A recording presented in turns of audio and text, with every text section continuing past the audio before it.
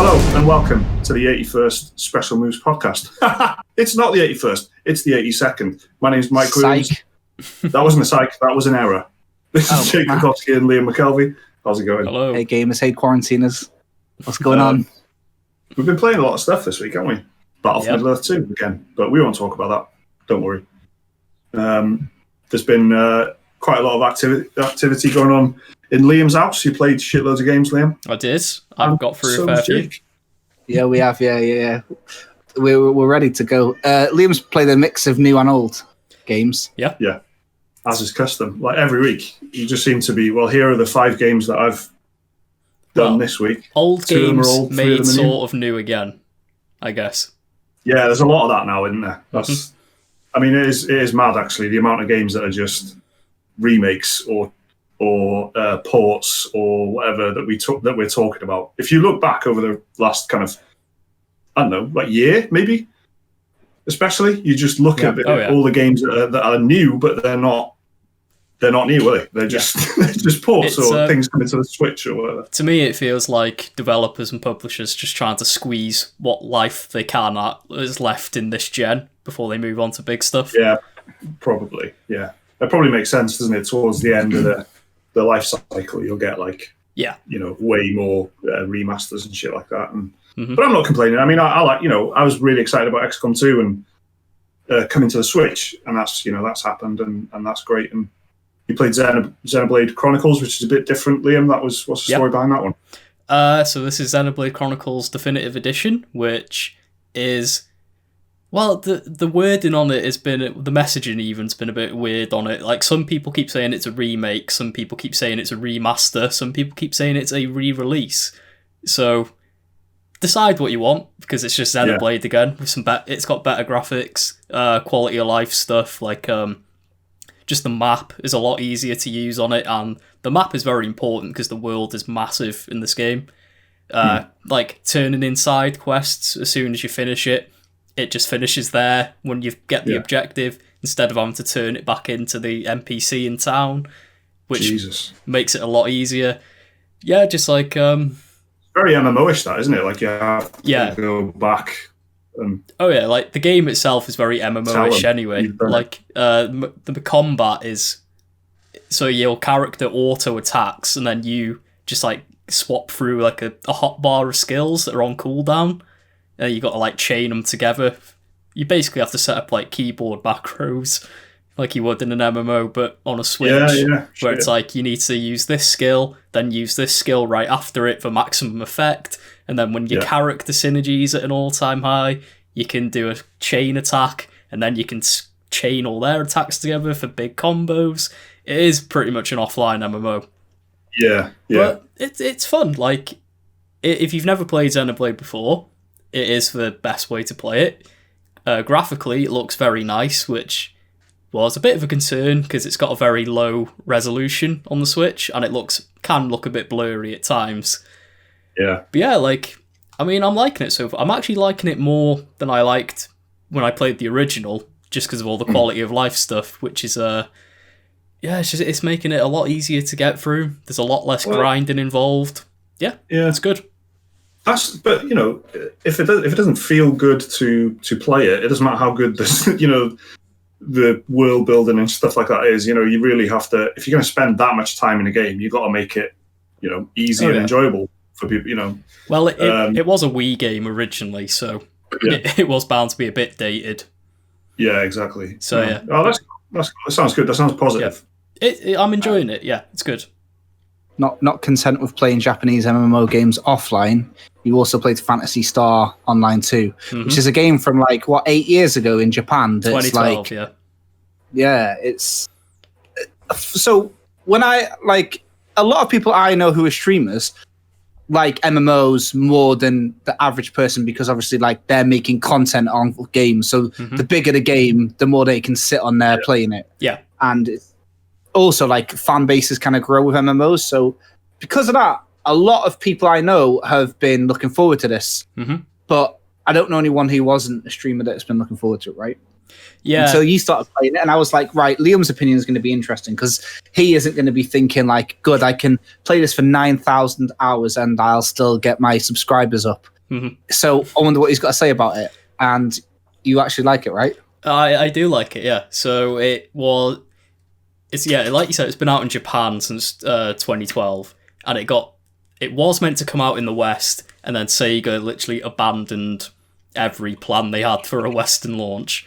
You could play it. There was like a fan patch that you could play with on PC, but it was a bit like complicated to get set up.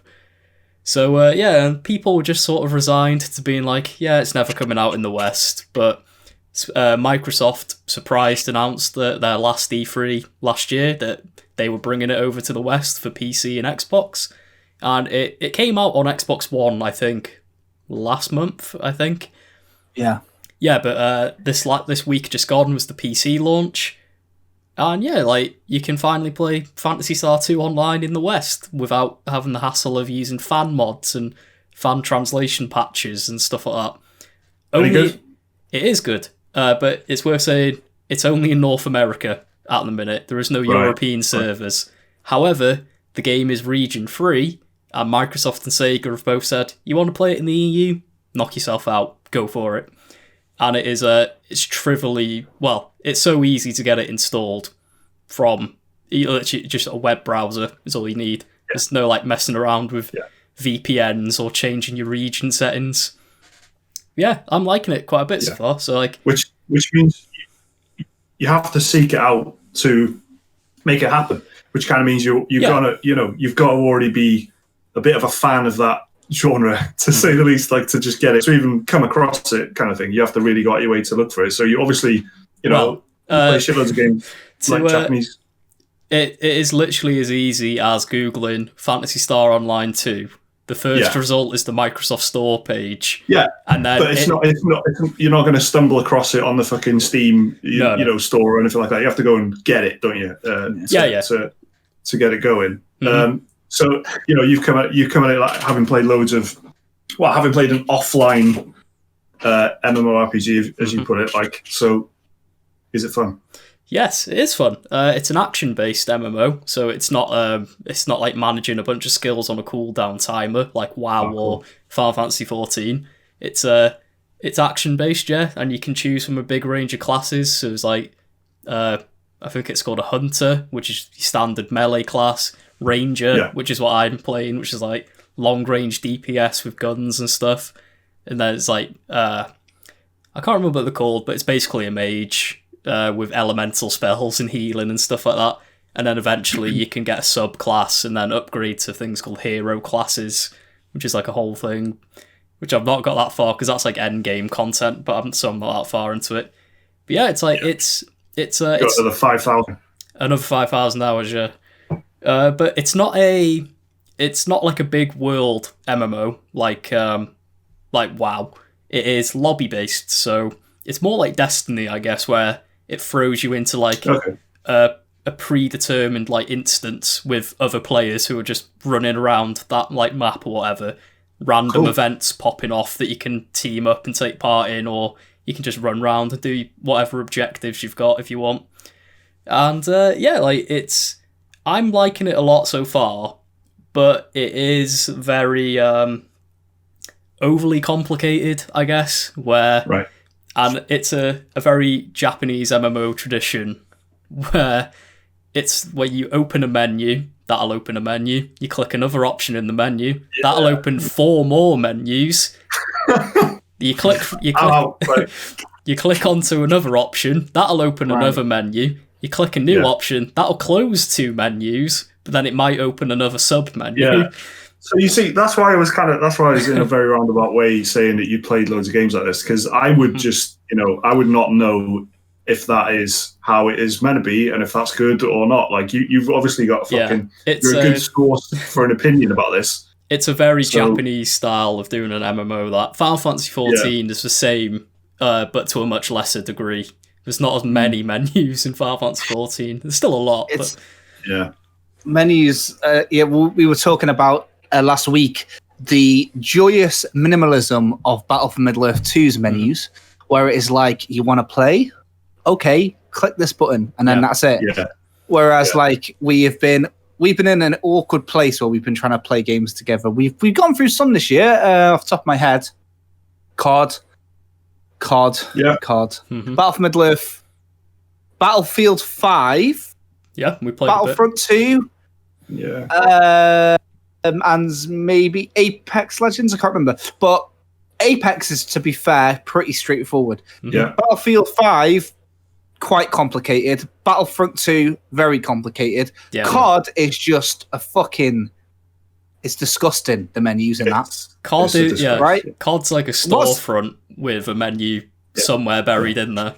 That's what they all are, and COD just kind of just lives it. COD just has no pretensions about it. I would like to right now exclaim COD is the worst menu ever, because it hits you, it insults you on a couple of levels. One, there's no frame rate cap, so your PS4 or whatever, and I'm assuming PC, will just go into overdrive. So you feel like you're on a ticking time bomb. I'm genuinely, I mean this now, right? When Mike is like, I'm just making a coffee, I get nervous. I'm like, fucking hell. He's on the clock in my head. Mission Impossible theme starts going. My PlayStation starts going. It's all ramping up, right? I'm expecting like written and directed by Hideo Kojima to start popping up around my room. I'm like going, okay, maybe I can find a menu that will stop the frame cap. So I click on guns, and then it's like, okay, cool. Here's your gun. Do you want a scope? Look at this. So you look through the menus, and I can't ever get rid of it, man. I think you're better off so just many menus. Sitting on the PlayStation dashboard, like with it suspended. I do. That's what I do. I literally, when Mike makes a drink, I have to close my game and sit and wait. Why? You guys make drinks. Not as much as you. So let's just listen. Don't worry. It's not an attack. It's not your problem. The problem's the game, isn't it? You should be able to make as many drinks as you want, mate. Don't apologize for being hydrated. It's also partly that the PS4 have an absolutely dire cooling fan put in it. That's obviously not up to the job. My little baby only needs to survive a couple more months until it gets an upgrade. So yeah, COD is not going to kill it. I refuse to let COD kill it with its shit menu, and I've uninstalled it. You know what I mean? I've taken out a step. You don't have to worry about Phantasy Star killing your PS4 because it's not on it. So you couldn't if you wanted to. Well, it is in Japan, not in the West, because it's a whole Microsoft deal.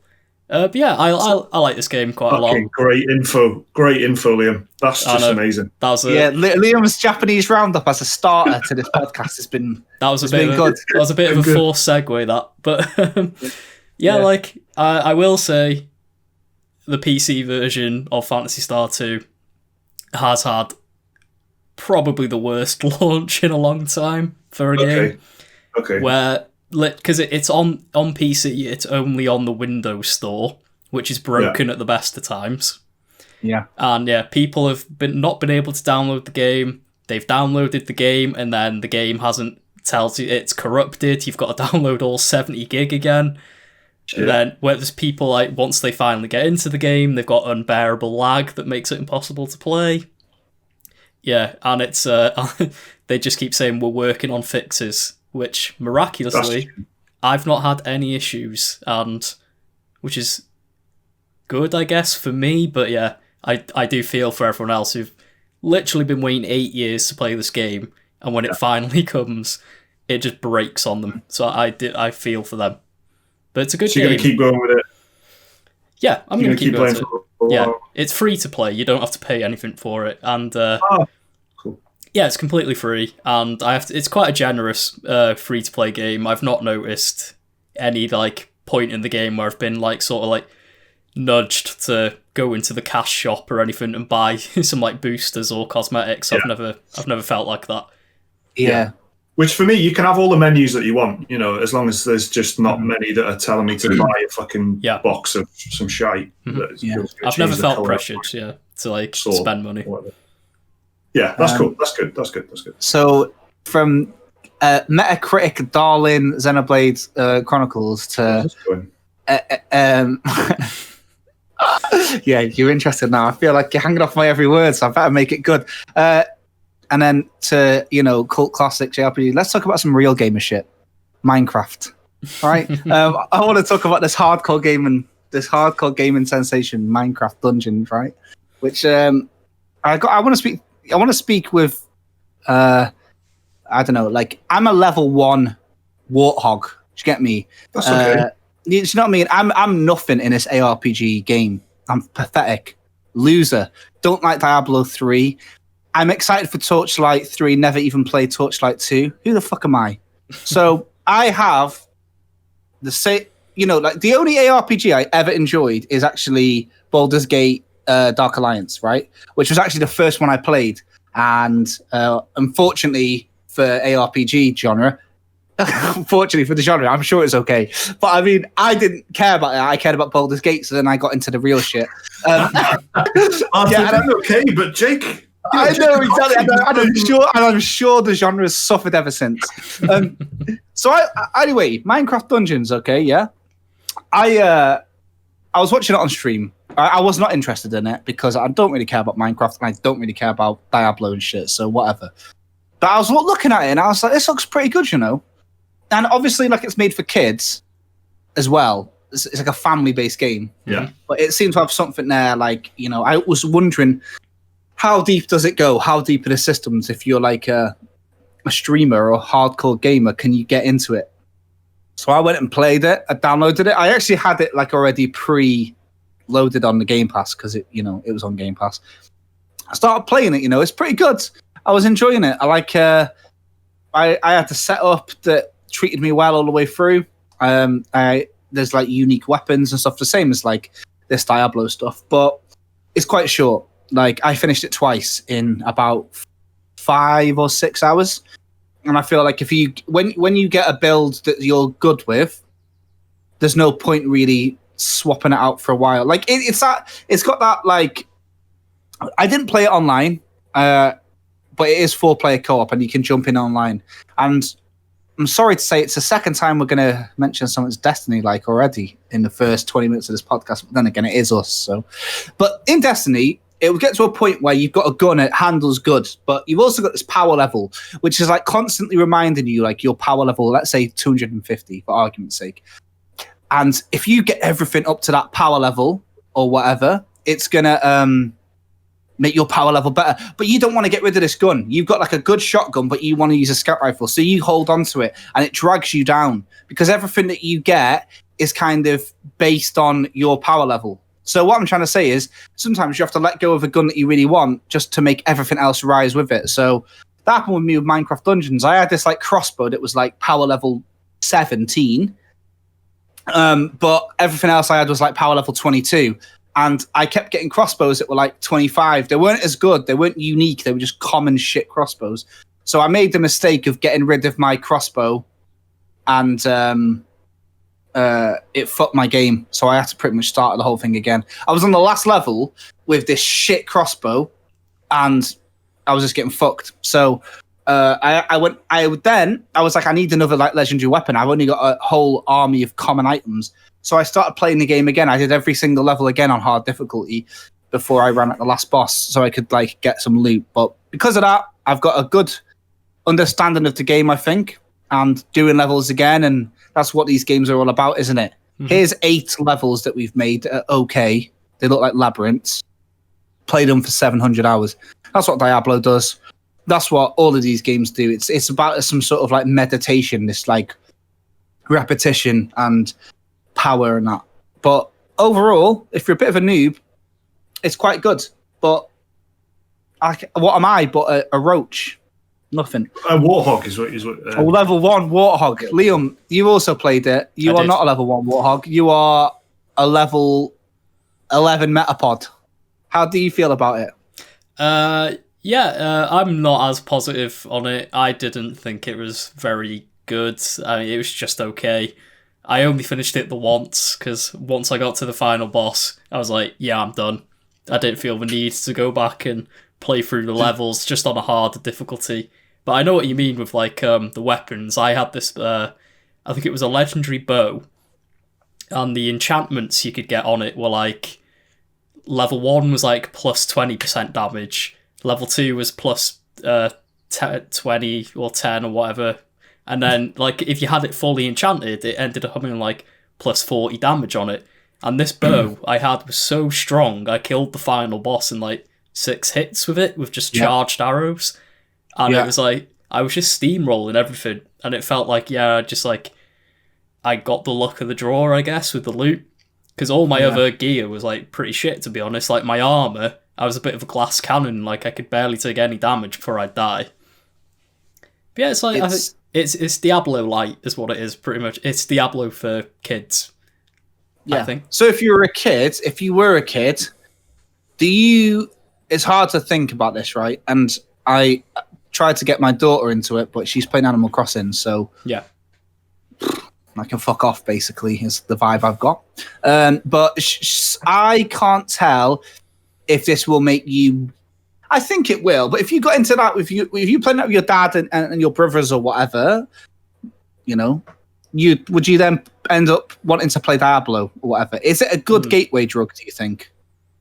Maybe, yeah. Like, I suppose it's like a good a testing point for like if you're gonna like ARPGs or not, because it's got all the essential ingredients there, like having a set of active skills and changing gear, and it's missing some of the more complex stuff. Like it doesn't have skill trees or anything, and you can't really build your character out in a different way to anyone else. Like you can use an axe or use... It's completely equipment based, isn't it? It's all equipment you with an based, axe and me with an axe are the same, right? That's yeah, the pretty thing, much. Isn't it? Yeah, you can't be like a paladin with a big hammer or a barbarian with an axe. There's no like class development like that in it. But like, yeah, I think it's definitely skewed more towards younger people. Yeah, right. I mean, I think just purely by existing, it's going to be a gateway drug, isn't it? Because like, whatever. Because there's a good chance that people who Minecraft is so huge that a huge portion of the people who play it don't know what an ARPG is and have never heard of Diablo. Yeah, and then exactly. They'll play this because it's got Minecraft on it, and then they'll. Yeah, it is accessible, which is quite interesting. I'm warm on it because I think it's like for one, it's like if you're on Game Pass, you don't have to buy it, and if you do buy it, it's quite cheap, isn't it? How much is it on Switch? Sub 20 quid. I think it's like 15 quid. Yeah. Yeah, and you can get fucking hours out of this if you play it online. It's like Destiny. You're just doing the same thing over and over again to get better loot. Like, if you're playing with your mates as a kid, I can imagine this is like a good investment of £15. Yeah. And I would say that if you're a parent that wants to play a couch co-op game or whatnot with your kids, or if you've got brothers, or even if you've got mates, like, it's a pretty good one. I love how I said that at the end. Oh, it's a crazy concept. If you've got friends. But yeah, like, I thought it was quite nice. Like, it's not one for you to look at as an ARPG fan. It's one to look at as a casual fan of games who has heard about ARPG, but it's a very intimidating genre. It's intimidating because it's an Excel spreadsheet of a genre, same as CRPGs. It's like menus, stats, passive, buffs and all that. But this is a real good way. But what I did do after that was, I thought, well, I did like that. So maybe I will like Torchlight 3 because it looks so gorgeous. It looks so fucking gorgeous. So I got Torchlight 2 finally, got it popping, and I'm like, this is well better than Minecraft Dungeons. And that's from 2012. Yeah. So maybe to Liam's point, it isn't that good. Maybe I just like the genre more than I thought. It's it's not that I didn't like Minecraft Dungeons because it had like a lack of depth or anything. I didn't like it because the combat felt very floaty. It didn't have much impact. The loot wasn't exciting. When your scythe didn't quite lacerate the creeper's necks. Yeah. Moving on to more of that later with The Last of Us. But yeah. That's what it is. That's what it is. I've been conditioned. I just want to see things getting stabbed in the neck. Yeah, it's just like I wasn't excited by the loot. The combat didn't really have any oomph to it.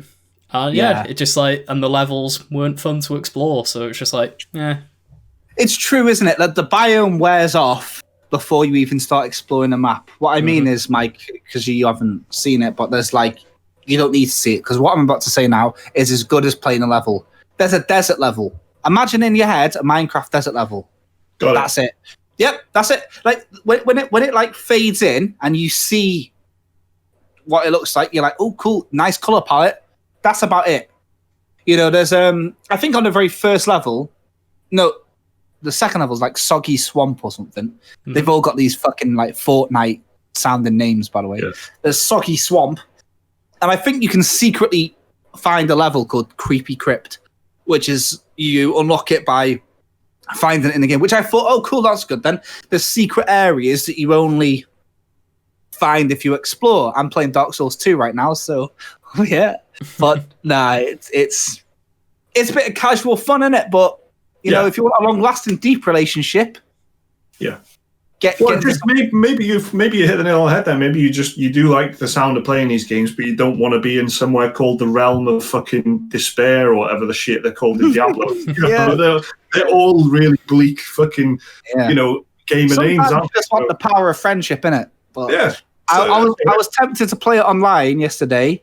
To just have, so we had a different opinion, but then I started playing Torchlight 2 instead, so fuck that. But Minecraft, there it is. I think it's going to be, I feel like it's not going to get as much criticism for being shallow as it should, because it's avoided that by being Minecraft. Because anybody really writing a review saying they wanted Minecraft game to be deeper, like the original Minecraft, I think they're missing the point. But I still think, Liam is right. Like the things that it could have done better at doesn't need to necessarily be linked to the depth of RPGs. So there's Minecraft Dungeons. Boom, two new games, and we're only half an hour in. Easy work, boys. The only thing I played wasn't Battle for Middle Earth 2, which we played a lot, and is the best thing that I've played in a long time. We did, yeah. Is XCOM 2 on the Switch, which I've been looking forward to for a while, and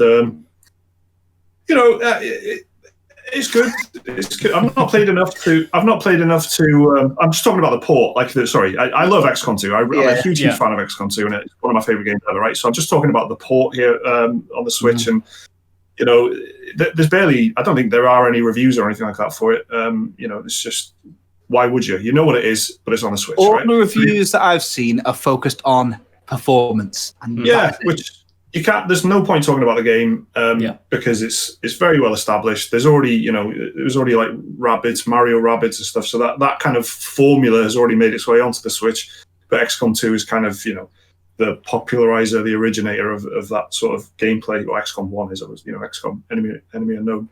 But anyway, so this port is, it looks good. The actual gameplay of the tactical battles, it's kind of a squad based. Tactical firefight type situation every time. So you land on a map and there's like a grid, which is usually very nice. There's like different diners and trucks and trains and all these different Americana kind of setups and stuff. Even doesn't matter where you are in the world on the global map, it feels like America somehow.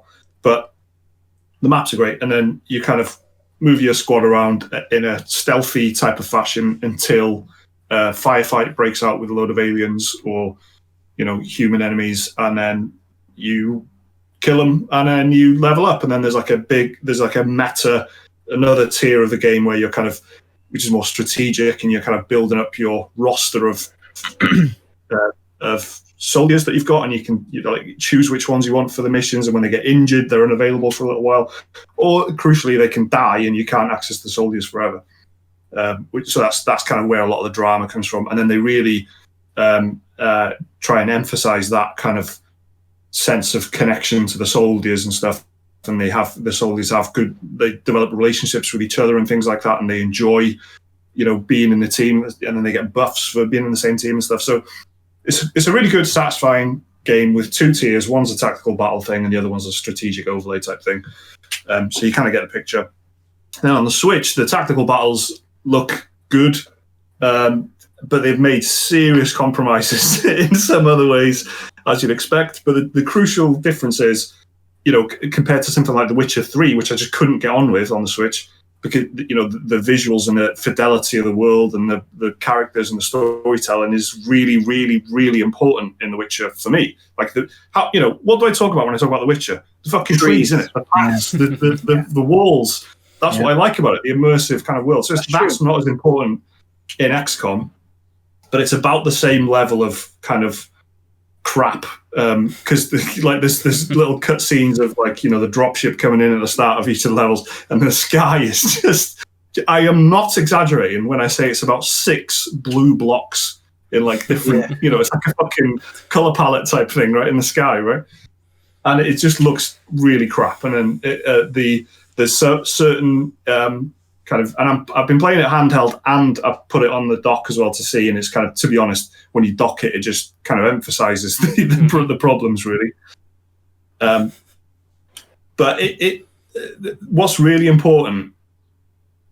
important is the gameplay looks good. Like when you're actually, you know, the camera's in that like, you know, isometric tactical battle thing, it looks good, and and it's fast and pretty responsive. And when you're like moving your units around and stuff, it feels pretty snappy. There's a bit of sluggishness sometimes, but it's, you know, to be honest, I'm pretty impressed overall. But it does look shit sometimes. Yeah, right. But that's okay. That's okay, because that's not what you're there for. Mm-hmm. Well, that's kind of interesting that it's, I don't know, XCOM fans I can imagine would be quite pissed off if this wasn't up to par, because I don't know, like XCOM fans are like very fanatical about it. So yeah, the fact that they've managed to make something that's at least appeasing the fans is interesting. And I just want to mention, because it's been mentioned in our Twitch chat, so I'll mention it for anyone listening as well. If you have heard Mike talk about XCOM a lot and you haven't ever played it, and maybe the Switch thing is kind of renewed interest and you've seen it, I guess I don't want to speak for everybody, but I'm assuming this is the best sort of game to play on a PC. And if you are on PC, it's on Humble Bundle at the moment with all the DLC and stuff like that.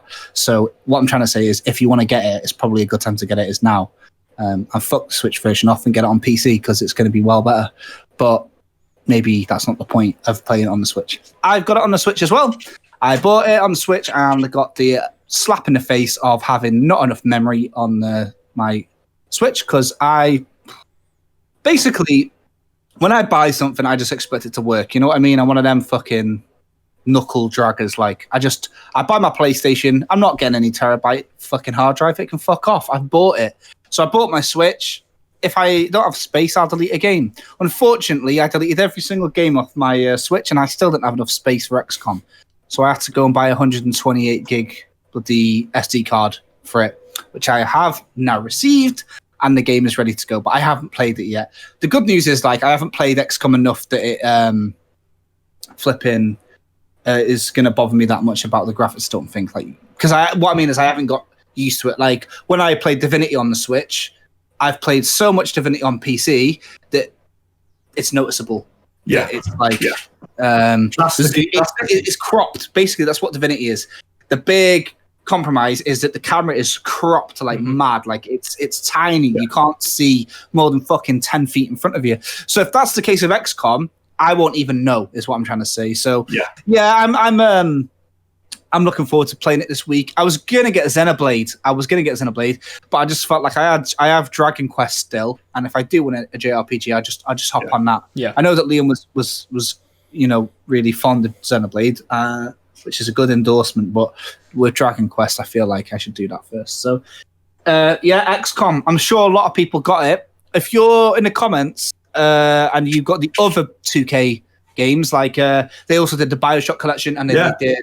But let us know how that runs, because I am quite interested. It was good looking at the store, man, and just seeing like the fucking all the BioShock games and the XCOM. Yeah. And what's nice is that they don't just have it as a bundle. So if you do, like, Liam, you're a fan of, like, Infinite, right? If you did want to, but you've done it a million times. So if you did just want to get 1 and 2, you don't have to buy all 3 for that price, do you, right? Mm-hmm. Yeah, they're all separate listings. Yeah, which is the good shit right there. Because, like, you might have a favorite Borderlands and you want to jump in. I saw a video of, I think it was BioShock Infinite on the Switch. It was like a side-by-side comparison with the I think it was the PS4 version, and graphically it looked the same, obviously a bit lower res because of the Switch, and the frame rate was it was like 30 instead of 60 on the PS4. But other than that, it looked pretty intact. I think out of the 3 games that 2K have ported over, BioShock's probably going to run the best because I just did BioShock 1 and 2 recently, and like a lot of that game is corridors, which I'm sure gives the world time to render, and it's going to be less resource heavy. Yeah, it probably helps that the Borderlands games, all three of the Borderlands games and all three of the BioShock games have their roots as last-gen games as well. Yeah. Whereas XCOM 2 was PS4, PC, Xbox gen, which will be a bit more taxing, I guess. Same as Skyrim as well, isn't it? And that was one of the first kind of examples on the Switch. But I've got to tell you, I've just thinking about BioShock, and I quite like the idea of playing BioShock on the Switch. I've just realised, I don't think I've actually successfully played any first-person game on the Switch. Not even Skyrim. I just didn't really ever get into it. And I'll tell you what, first-person games you've played on it. Alien Isolation. I played. Yeah, because I was working for Sega, they gave me a code, didn't I? So I didn't buy it. I wouldn't have bought it. I knew you'd had it, but did you? I mean, successfully. Like I haven't beaten any first-person games. I've not. Oh no! Well, no, you kindly lent me Skyrim, which I played when I was going to America, and like it was a desperate time. I was on a very long flight. You know what I mean? I was being super grateful, but I found like the controls were just really awkward to look. You don't feel like it's a smooth motion. You feel like it's jibs and jabs. Yeah. Mm-hmm. Like, do you know what I mean? Felt like I was doing a fucking robot trying to aim. And remember, I played Digital Foundry saying jibs and jabs, really. Jibs and jabs. I feel like when I was an archer, like it's not a smooth. Like, it's hard to explain, but like the dual stick aiming is a bit jank. Yeah. And if you're playing a fucking shooting game, you don't want that, do you? So, it's no Mario Odyssey. That's what I'll say. Yeah. It's funny. What about you, Lou? I can't think of any first-person games I've played. I've played a few like third-person shooters. Yeah. Like Splatoon 2 worked quite well on the Switch, but that's a Nintendo first-party, so you'd expect it to work well on the platform. LA Noire. I played a bit of LA Noire on the Switch, and it was quite annoying to aim in that. Like, because the crosshair in that game's tiny anyway. It's literally like a single tiny dot in the middle of the screen. Yeah. And then, it's not like a shooter, but Bayonetta was not fun to play in handheld mode with all the small buttons and the speed of... You have to press the buttons for the quick time events, and pulling off like combos made it like your hands started cramping big time playing Bayonetta on the Switch. And with Hyrule Warriors, that caused a few hand cramps playing that portable that's mode. why I wouldn't fucking mess with Dark Souls. Yeah. I constantly see it and I'm like, yep. Why? It's just going to piss me off, isn't it? So I haven't. But I guess if you've got a Switch Pro controller, it might change things. So what I'm trying to say is, I don't know if like Liam's problems he just mentioned and my problems with aiming both seem to be Joy-Con problems. So maybe... I played Bayonetta 2 and Astral Chain on the Switch. I played mostly docked with a Pro controller, and it was far better.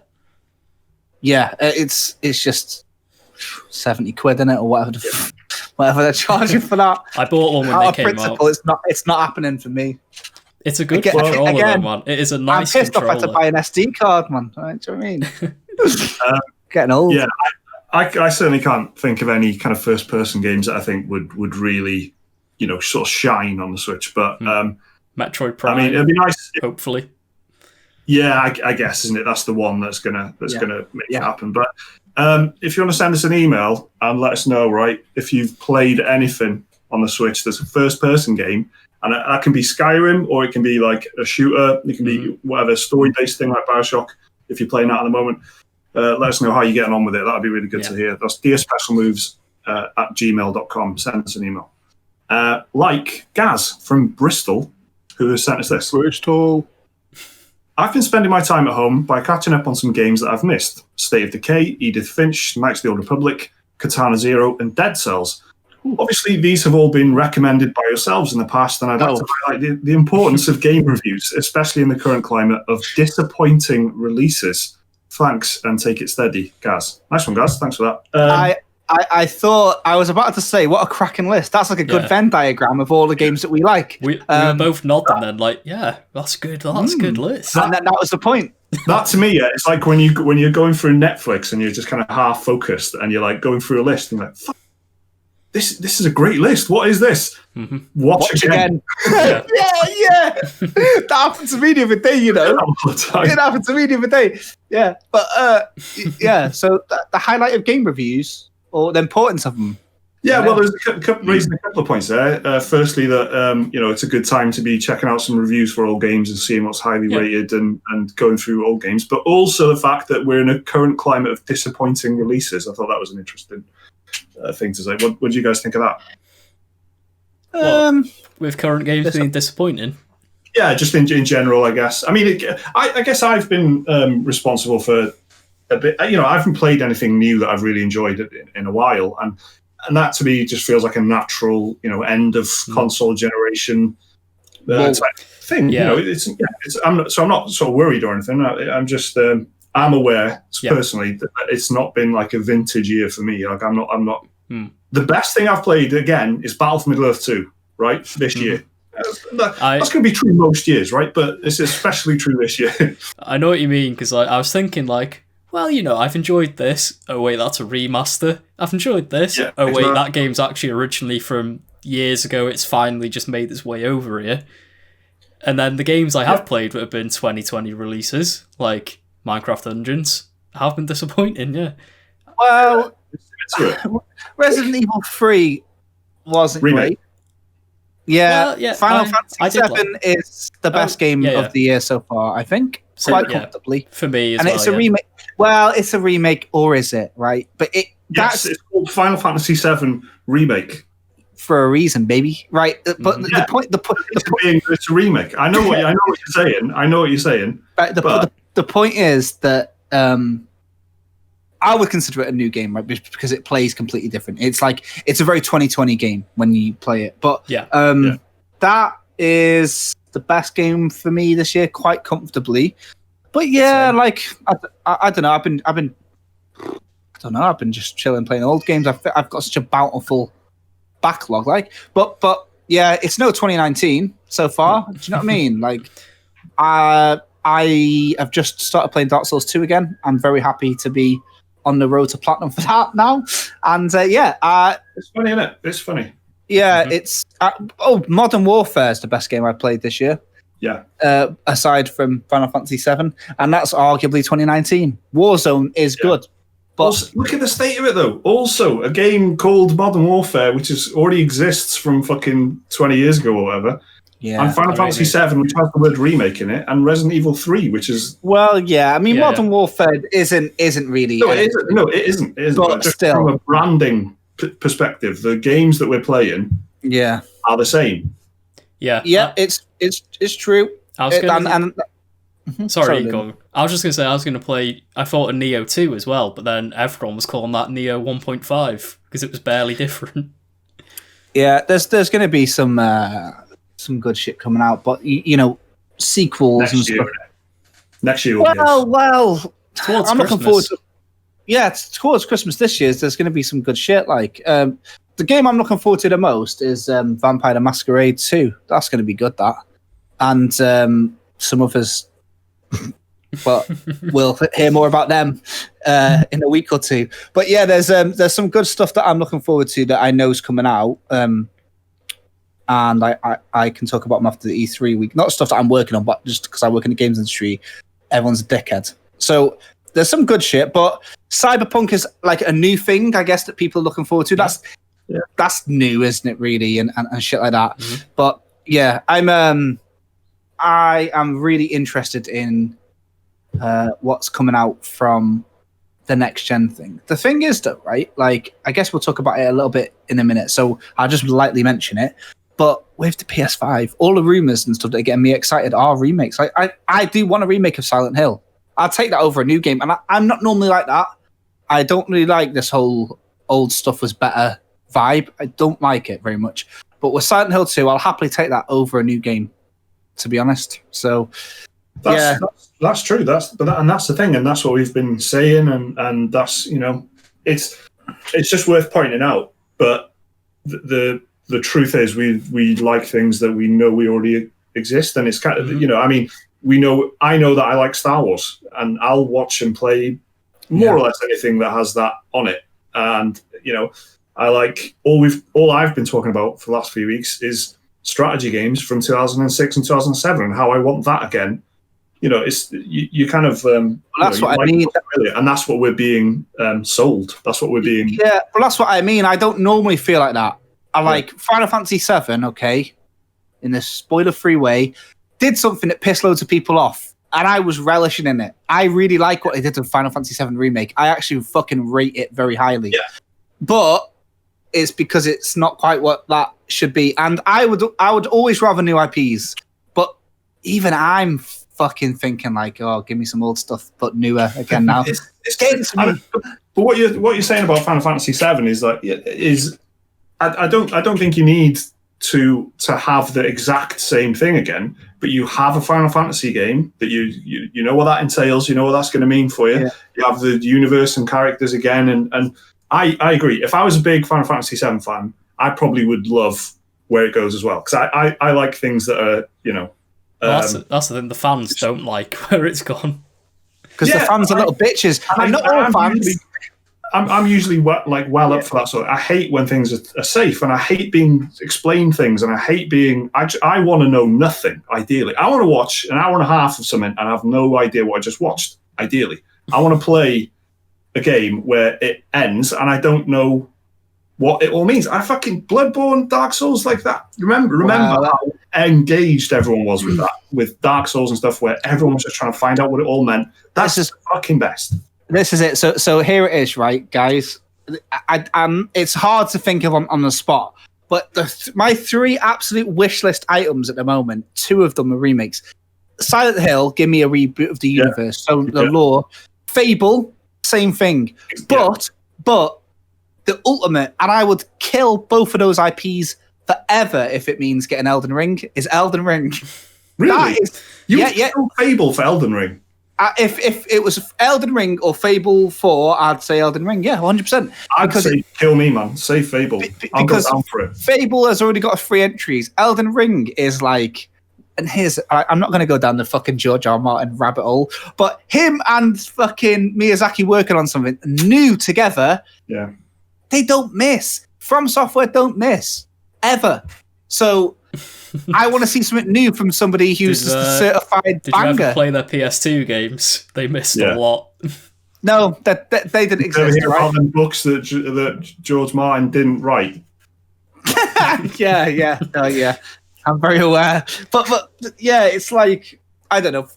I would rather a new IP come in. If like, how exciting would it be if Elden Ring is spoken about as much as Dark Souls? So okay, all right. So if someone went, you can have Elden Ring, or you can have Fable with old Lionhead and Molyneux making that new Fable game. What would you take? Elden Ring, comfortably. Yeah, I know, and I'm a big Fable fan. I know I don't have to pick, but like for real, like the old's done. It's archived. Like Fable 1 and 2, greatness forever. Fable 3. Something to debate. Yeah, exactly. Good point. Good counterpoint. Yeah, but that's the thing, and it's the thing, and that's what it hurts me that I have to think like this. But it's the way we push forward, innit? Battle for Middle Earth 1 and 2, amazing, but they already exist, so you know. And we can return to them and have fun, innit? Like we've been coming back and smashing Battle for Middle Earth. Yeah. That's the real test, I think. Yeah, it is definitely. We're playing a game that I'm not actually sure how much the fans have kind of mutated Battle for Middle Earth 2. There aren't many of them. Yeah, all 50. I see what you mean. Yeah, like what I mean is, I don't know how native the experience is now. Yeah. So not to go into it in too much depth again, but we're playing a version of Battle for Middle Earth 2 which has been unofficially patched. Like we've downloaded some mods for it. I guess you'd say they're just unofficial fan patches that change, you know, the balance of, you know, how much damage units do and stuff like that. And you're totally right. And the HD reskins and stuff like that of character models.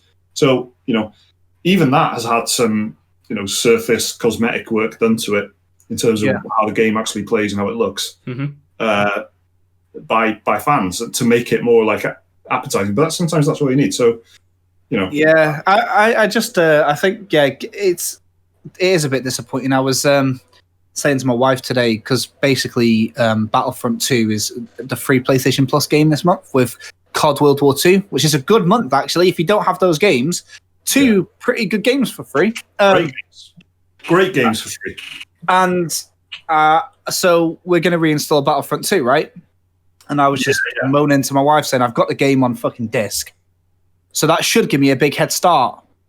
But it did actually. Like it's only a 55 gig patch, which is one COD update, one COD weekly update. Yeah, but that patch is going to open up right in half, and you're going to have double that on your hard drive by the end, I reckon. Yeah. Space wise, fine. Just the download. Knowing that even though I have a game, there's still like a 50 gig update is kind of annoying. And I was just saying that because when I was rooting for my Battlefront disc, I was just going through my game collection on the PS4 thinking, damn. And I was feeling like that. I was feeling like, damn, it's near the end. I found Destiny 1, which is the very first PS4 game I got. And I was like, just looking, because I don't buy games physically often, to be honest, because a mix of like getting games sent to us for free, buying games digitally. I don't have like a big physical game collection, and so they're more like collector's things. I think I've got about 15 games on PS4 physical. Do you want to hear something funny? I've had Battlefield 1 listed on eBay for 2 years, and I sold it the other day. I didn't even know it was still on there. I posted it 2 years ago, and it's just been sat there, refreshing and staying up there. And that's one of the ones that I've got actually. Battlefield 1. I've got that on. I'm never going to play that again. So, but it's just like, well, that's the thing now. Like, even if you do play it again, it doesn't matter. But if you've got the disc, because you still got to fucking download the massive pack. Yeah. But I think I have over 100 physical PS4 games. Yeah, that's surprising no one. That's a given. Everyone's just like, yeah, well, of course. You know what I mean? I just keep them. Like a hoarder, I guess. Yeah, no, that's cool. I've got this tiny little drawer in my chest of drawers that I keep my games in, and it's a 1-in, 1-out system from now on. I just don't know what I'm going to do with the PS4 when it's gone. Like, I'm going to miss it, I think. Why don't you just leave it on the Call of Duty lobby for as long as you can and see how long it lasts before it blows up? No, I'm going to give it a respectful burial. But that's a Viking. You're going to burn it to death, man. That's how much more. Well, yeah, I guess maybe, but I want to. It's going to be working. It's going to be fighting. It's going to be a warrior's death. Yeah, well, you want it to be King Leonidas or some shit. I just want it to be like ashes on my mantelpiece. Chill and peaceful and that. My launch. Okay, so you want to burn it, but you don't want it to be a violent. No, I don't want a violent death. I'm just gonna, my PS4. Like, the thing is, like, you just want it ashes. Nah, it's true. Yeah. I just meant like how it's ornate. How ashes of a dead body is ornate. Because you can't just put a real life dead body on your mantelpiece, can you? Do you know what I mean? You're not Hannibal, but you have the ashes, isn't it? That's what I'm saying. I want it to be an ornate object, an ornate corpse just somewhere near me, because I respect my PS4, innit? So on that note, should we talk about the PS5 then? The real, because I'm struggling to segue away from dismembered body on my mantelpiece. Yeah, PS5. Yeah, sure. So there's a reveal coming up, right? So we're going to get some good info about it, hopefully, and the games at least. Yeah, so basically what happened was the PS5 is there's been rumors for like weeks that they were going to do a reveal. Everyone's been kind of like saying do something Sony, and then they did. It was the Mark Cerny TED Talk about ears, and then after that they Jason Schreier, who is like Bloomberg now, has been saying, oh, there's something coming. Loads of people have mentioned it was going to happen this week. Yeah. And they've announced it's happening. So we will be back next week with a proper look at it. I guess actually we shouldn't talk about it. Just games. What's the point? It's only games. Yeah. Well, that's the big thing. So the people that said it was coming said it's going to be, no, you're not going to see it still. Mm-hmm. You're not going to know the price of it still. but there's going to be games and there's going to be in-game footage and stuff like that, and they're going to show off quite a lot of decent stuff. So a lot of the rumors floating around are that Silent Hill is coming back. That is like my. Is there any other rumors? I think someone was saying Horizon Zero Dawn 2 was someone was flying that about. I see it. And what about maybe? Someone said a tease of Spider-Man 2 or something. I reckon that we'll see.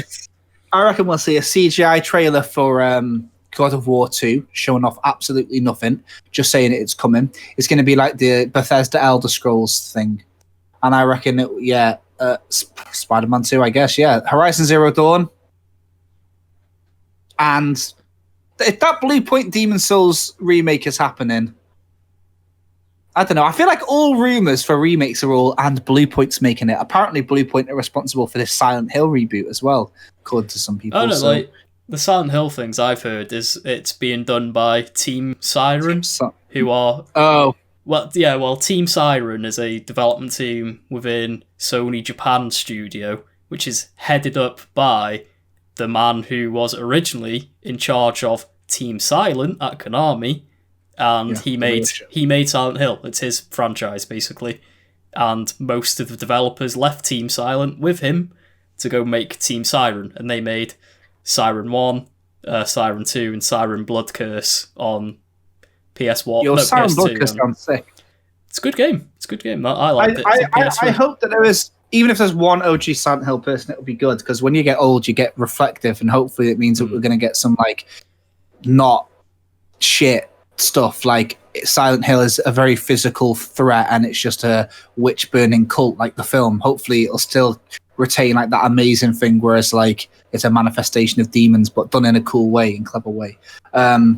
But there's one thing that we probably won't see at the PS5 thing that I guess we can go on real quick. I didn't realize how long the podcast has been going on for, by the way. So but The Last of Us, that happened. The Last of Us 2 had a state of play this week.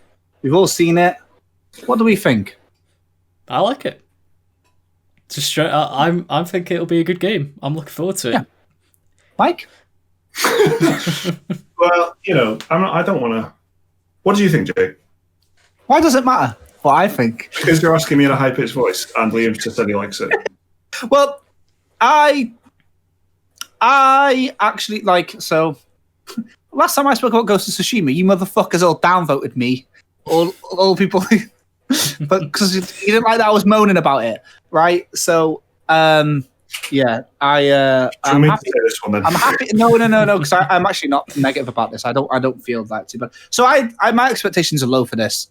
I actually didn't really understand the hype of The Last of Us the first time I played it. It came out, and I just played Uncharted 1, 2, and 3 pretty much a month before I played it. So I was like, this game engine is not as exciting as everyone was saying. Like, the gameplay is pretty boring, but it's the story that you remember later. So, like, a year later, I forgot about the gameplay. I just remember the story, and that's what stands out, right? So I got warmer and warmer on The Last of Us, and now I'm pretty much of the opinion that it is a great from the PS3 era. It's good. It's up there. Yeah, I would agree. And I like the ending. So with that, with all the stuff that we've seen of the game, I kind of forgot again how boring the gameplay is going to be. So when I was watching this gameplay, I was expecting it to be pretty fucking boring, crafting around. And this time you're playing as Ellie, who is physically weaker than Joel. So a lot of like the sort of, I don't know if I want to say exciting, but like the non-crafting sneaking moments of The Last of Us was Joel batting someone's fucking head in with a bat. Because Ellie can't do that, there's going to be a lot of shivs and a lot of Molotov grenades. So I was thinking it was going to be pretty boring. I had a little look. I watched the gameplay, and I was quite impressed about how they got the combat a little bit tighter. Like, the death animations are mad visceral. Like, you shoot someone in the head, the way that their body crumples is like, whoa. So that stood out to me, because they are clearly doing that thing of, we want people to think violence is bad, but we're not going to take the violence out. What we'll actually do is make the violence really brutal, because it's kind of like us saying, look, guys, Really makes you think, huh? But at the same time, you're still Molotoving a dog, and hear that noise that the dog made when you Molotoved it. Yeah, fucking hell. That was the only bit that made me feel uncomfortable. Actually, I actually went on an hour and a half rabbit hole of Googling how people make noises of dogs in pain. I was like, how do they do that? And it turns out it was actually a man that did that voice. Like, it's his job. On his CV, he is professional injured dog. Do you get me? But that's exactly the kind of Google searching that would come up in a court case in the future as well. Jake, on the afternoon of so-and-so, Jake spent an hour and a half researching. Yeah, well, there's a couple of YouTube videos about, like, there's actually there's one specialist, and it's like Foley recordings of, like, well, I ended up on a loophole of, like, people, how do they make, like, Kraken sounds and all that sort of shit? Okay. Because, you know, like, everything, all animals and monsters that aren't real, how do they make those sound effects? So I went on this massive fucking tangent, which I guess isn't what they wanted when I was watching State of Play. They probably wanted me to be like, whoa. But here's what I'm going to say about The Last of Us, right? I have no expectation for it. After watching it, I was like, it's exactly what I expected. It's a clever way of adding systems to the game that doesn't bog down the gameplay, like Red Dead Redemption 2. The new mechanics that they added, I felt like took a lot from the pace. This seems to, like, add some shit, like you can add a scope to your gun or a silencer, but it doesn't, like, take you out of it the same way that Red Dead did. It looks like the whole game is going to be about the story, the same as the first one, and they didn't show much of that, so didn't spoil anything. And yeah, what I will say though is it's like a very, very Far Cry 5 vibe. There's religious nuts, and there's also like any terrorist organization, and they're the ones that have got dogs, by the way. Hey guys, dogs. They really make you think when you kill them. You know, I don't know. My least favorite thing in a post-apocalyptic story is that chapter where they find a settlement and everybody's chilling, and then the horrors get interpersonal, like season 3 of The Walking Dead and all that. That's my least favorite type. Like the zombie films when the humans are the real monsters. I hate that shit because I already know that. Do you know what I mean? We all know that people are bad. So doing this sort of story about it, trying to be deep, it just pisses me off. So knowing that that's kind of the case of this, it's like the real bad guys are the humans. I'm just hoping we still get to see the clickers and the virus and things like that. I think it's going to be... I think we will. Just maybe not as much at the forefront like it was in the first game. Because they did show off new like infected enemies, like new ones. Yeah. So the Left 4 Dead boomer type. Yeah. And then they were saying that you know, there's more enemies that they didn't want to reveal. So I hope that we're going to have some cool set piece style moments with the infected. I'm not asking for like a Days Gone thing, but you know, I just hope that there's not too much of a focus on like this like socio-political power struggle between like warring factions, and you're caught up in the middle of it with your small town bullshit. Like, but I'm asking for a lot all of a sudden. So at this point, if it does that, doesn't matter. I'll still probably enjoy it. I have got it pre-ordered. Day one. Yeah. Mike, how do you feel about it? Well, it's a really difficult one for me, right? Because it's like I don't think I'm gonna get it, because that was like pretty off-putting, and I'm not talking about like, I'm not saying it looks good or looks bad or you know, morally it's bad or anything like that. I'm just saying it's not very appealing to me, and you know, it's not like one of my favorite games of the last few years has involved plenty of people getting an axe to the head, and that was God of War. I fucking love God of War. You know, there's loads of fucking hyper violence, I guess you would say, in that game, and you know, it's the best bit in it, story wise, involved weapons. Okay, and I completely acknowledge that, and But I suppose that's because it was all against mythical creatures in God of War. Maybe so, but I think what it actually is, it's definitely partly that, but also it's not treated with so much fucking gravity. Like in Last of Us, all the drama and I'm only talking about the marketing because I haven't played the game and I haven't seen the game from start to finish.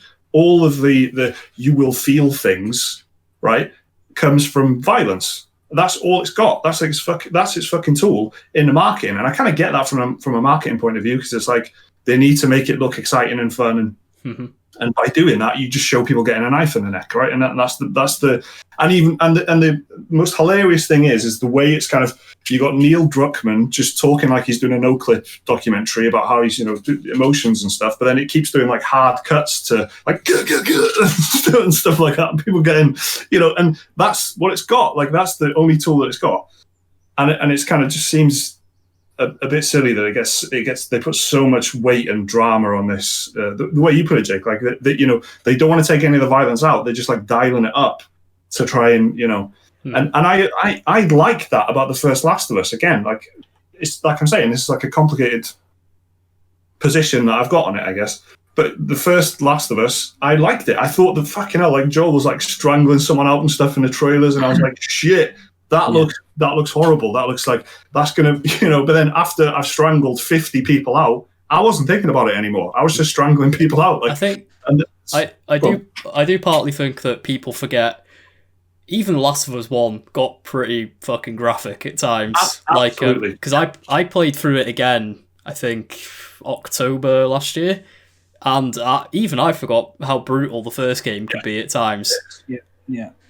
But even just the basics of just going behind someone, grabbing them, them going, no, please don't, and then you strangle them to death, which happens all the time in the original Last of Us. You're totally right.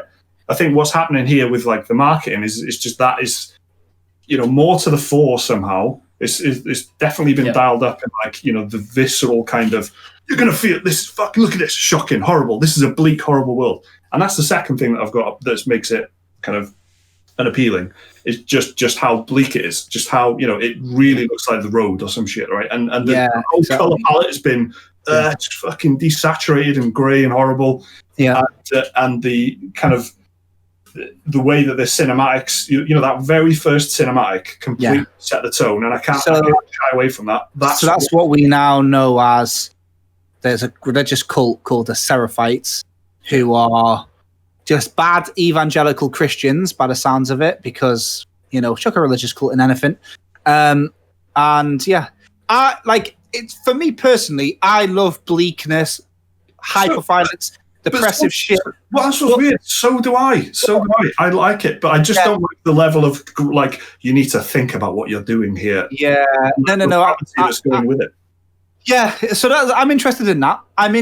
Because sometimes a lot of stuff like that, violence is allegorical, and a lot of the if you look at like the most sadistic films ever made or whatever, a lot of the time it's normally like some art house director saying that it's the rape of my country or something like that, Serbian film, or Salo 120 Days of Sodom or whatever.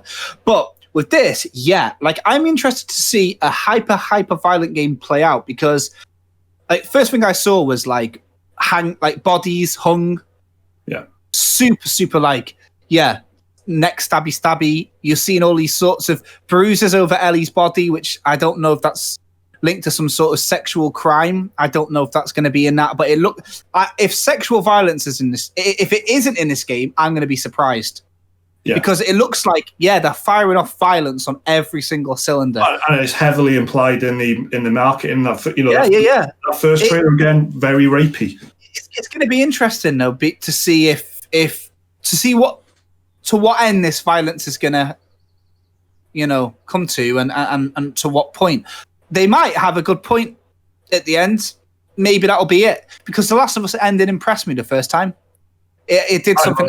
It did something a bit subversive with a man on a quest thing. So maybe there's a point to it all. I don't think it's going to be doing it like Senua's Sacrifice. And unfortunately, there are people on the internet who do know the ending. So just for everyone listening, of course, remember to, as we're getting closer, just be careful with spoilers if you are careful about the shit, because, the ending is kind of out there.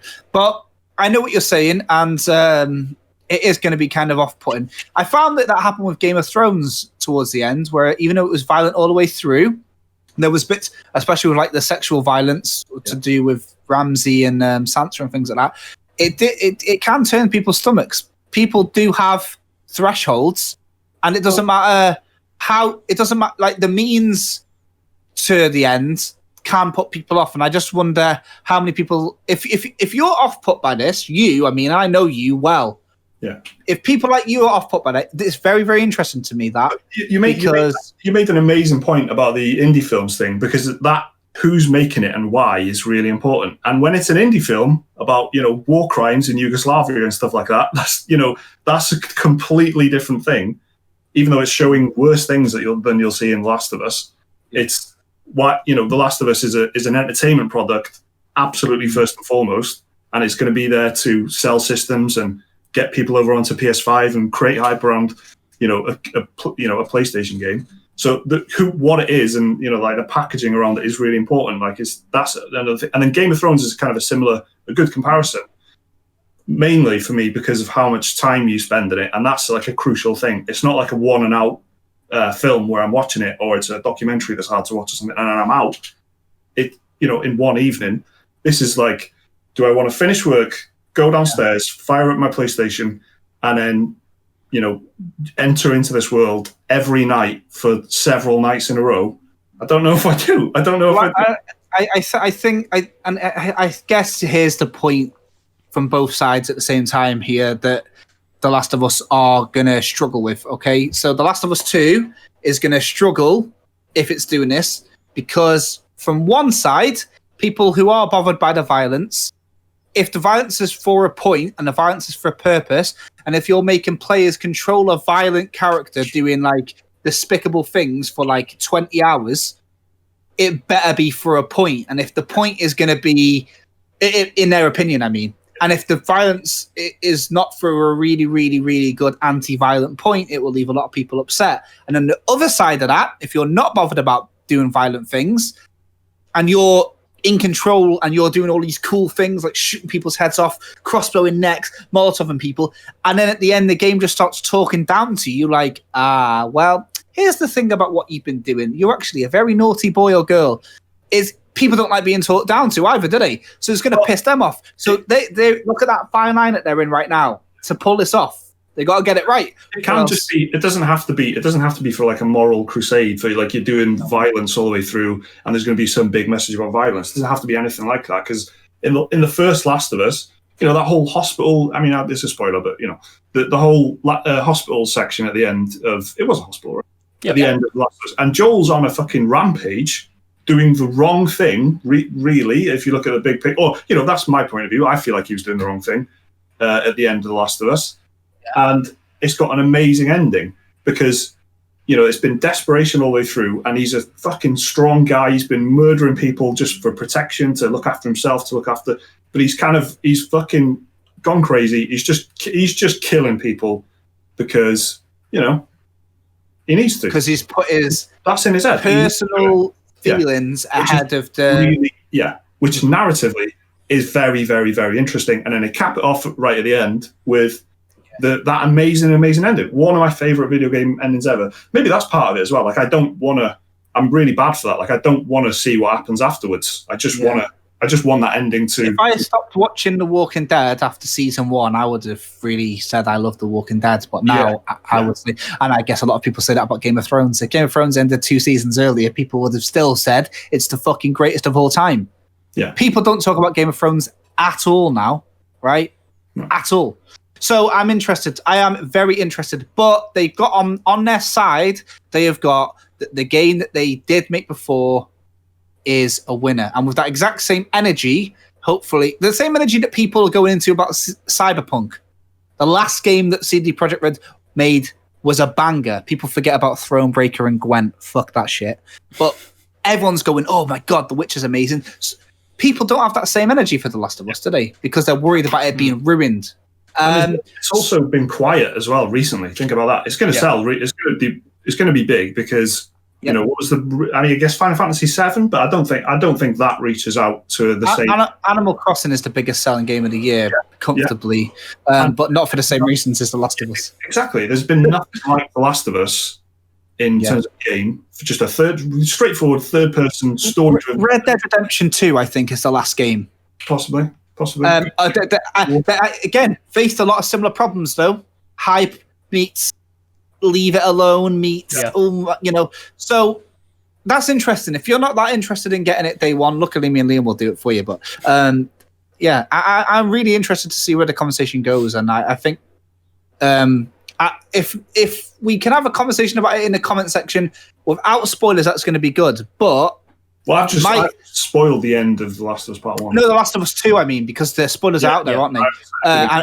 But Mike didn't know, because, why would you? But you didn't actually know what the general discourse about this is, did you? About The Last of Us 2? Yeah. No. You don't know how the internet feels about it. You haven't been on Reset Era or Reddit or Twitter or... You guys told me, how the conversation was a little bit. I was surprised that it was, Well, that's what I mean. So, yeah. So, yeah, and that's what's interesting. So in the comment section, I want to hear what you got to say about it, because it's not like Ghost of Tsushima where everyone's like, fuck off, Jake, it's going to be fucking sick, you dickhead. This is a bit different. There are people that are saying outright, I'm not getting it, and I loved the first game because of one reason or another. But it's not always just like 14-year-old boys who don't want to see lesbians. There's actually some people that have got some very different reasons for not being interested in it, like what you've got to say. So if you let us know in the comment section, because I do want to know. I know I've done a comment section call out 3 times this time, but listen, I like reading what you got to say. Yeah, we should do it. We've been talking for ages, so should we do new games for next week? There's quite a few things coming up. So on the 2nd of June, fucking hell, 2nd of June, Valorant PC first-person shooter by Riot Games. Jake, you seem to know a little bit about this.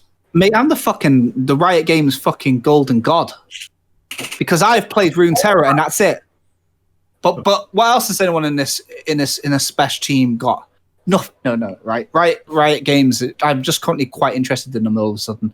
I'm like I'm acting like they've been doing new shit. So here's the thing: Riot Games made League of Legends. Everybody knows League of Legends, so let's not talk about that. But then they started branching out. And they said this year, we're going to branch out. It's going to be a fucking exciting year. Here's Legends of Runeterra, a turn-based card game. My excitement hit the roof. Gamers in general, probably not that interested. So then they made a play for the real boys, Valorant.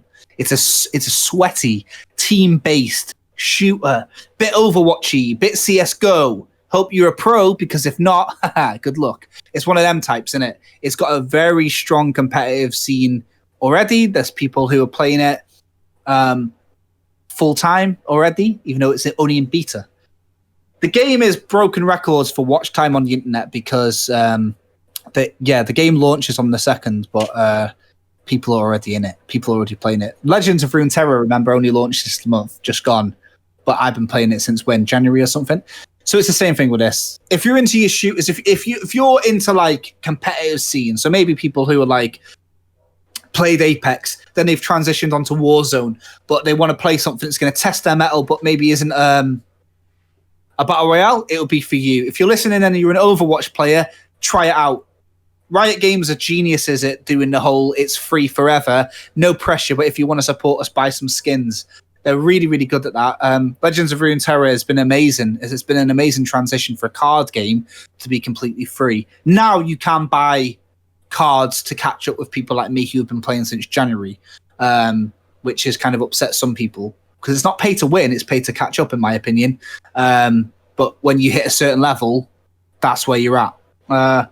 They've also announced this week League of Legends Wild Rift. More on that as we get on, but they're bringing League to consoles. Valorant is going to be big, very fucking big. Cool. I haven't played it yet because I'm an old man with very slow reaction time. Took me about 2 weeks to get used to Battlefield Middle Earth 2, but yeah, again, there'll be loads of... No one else is playing, and we're playing against AI. Yeah. I think, to be fair, the computers are quicker than the men, isn't it? But it's hard, isn't it? Anyway, should we move on to... So that's the 2nd. That's Tuesday. That's Valorant, and then on the Friday, which is the 5th of June, couple of games, which are as of course it is. It's a port and a remaster. Command and Conquer Remastered Collection is coming out on PC, which I'm kind of interested in. Yeah. It's called the Command and Conquer Remastered Collection, but it's got 2 games really and a load of DLC. Liam, what do you reckon of this, mate? Well, that DLC is what we called expansion packs back in the day. Yeah. But yeah, so I think it's Command & Conquer 1 with its expansions and Command & Conquer Red Alert with its expansions, and it looks like they've done a pretty good job of this remaster. Like, they put out a trailer a while ago. I think it was like a 5-6 minute trailer, and they were showing all like they redrew the sprites at a higher resolution. They redid the cutscenes, which don't look great because it's like early 90s digital video, so there's only much you can do to them. And yeah, they've been making big moves in like the PC community, because like they said, as soon as the game's out, they're gonna release the source code for it, so modders can dig around all the files and mod away to their heart's content. And yeah, it just I think it looks like a pretty cool way of bringing Command and Conquer back into the conversation again. Very timely for us, isn't it? Yeah, we recently played a bit of Command & Conquer 3 together via was it Origin, or did we have to download the fan patch? No, we had an unofficial server thing because the servers have been shut down for it. So yeah. Oh, okay, yeah, we played a bit, didn't we? Yeah. It was nice. It was nice to remember the GDI and nods. So yeah, maybe it's worth looking into. But Command & Conquer, man, that's the series that the rumors are DICE are doing something in the Command & Conquer universe, and it's probably going to be a shooter, but that would be sick. Imagine if DICE brought it back. That would be cool. DICE, they know what they're doing. Eh? Command & Conquer Renegade was a shooter. That wasn't half bad. I don't know whether that's true or not. I like how we were like, but I just don't know. Take my word, it's good. And then also on Friday, you got the Outer Worlds on Nintendo Switch, which, I mean, I've just been talking about how I haven't really successfully played a first-person game on a Switch yet. I don't know. I guess I'd try it, maybe. Did this have like a third-person option, the Outer Worlds, or was it just completely... No, I think it did. Yeah, I think you could. It did. You could switch cameras, yeah, because you could customize your character. So I assume they let you look at them as well. I think it did, if I remember. So that's Outer Worlds, yeah, not that's the Obsidian role playing. The RPG. It's first person only, says somebody in our Twitch chat. So, all right. Okay. I swore it was third person, but as well. But I guess Twitch chat aren't ever wrong about anything historically ever. So that sounds so fucking incendiary. So is that it for every Friday is a blessed port day for the Nintendo? Yep. A lot of next week is going to be fucking nuts. As in the week after for gaming news, like. So the day that we record our podcast is the day that the E3 properly starts. Like the Guerrilla Collective and IGN start their thing, where it's like Summer Games Fest, whatever they're there's going to be over 40 games announced, right? From like Paradox Interactive and a bunch of shit like that. So yeah, it's going to be fucking nuts. I don't know we're going to maybe miss it if we do our podcast at this time, to be honest, but we'll figure it out. But we'll be in next week with at least a look at the PS5 and some exciting shit. We'll actually figure that out. But this has been a bumper edition podcast, and if you're a patron, we are recording our regular old bonus Patreon podcast right after this. So if you're not a patron, you should subscribe to us if you want to see some of that shit. Some weird shit going on with Patreon at the moment where they're taxing people. Yeah, we're aware of it, but we'll send a message on the Patreon, innit? But yeah, fucking Patreon, man. Cheers very much, everybody, for listening. God bless you all. Stay safe in these unprecedented times. This has been a presidential message from Special Moves. And send us emails to dearspecialmoves@gmail.com. Yeah, send us emails. Yeah. See you next week for some games. All right. Bye. Bye. Bye.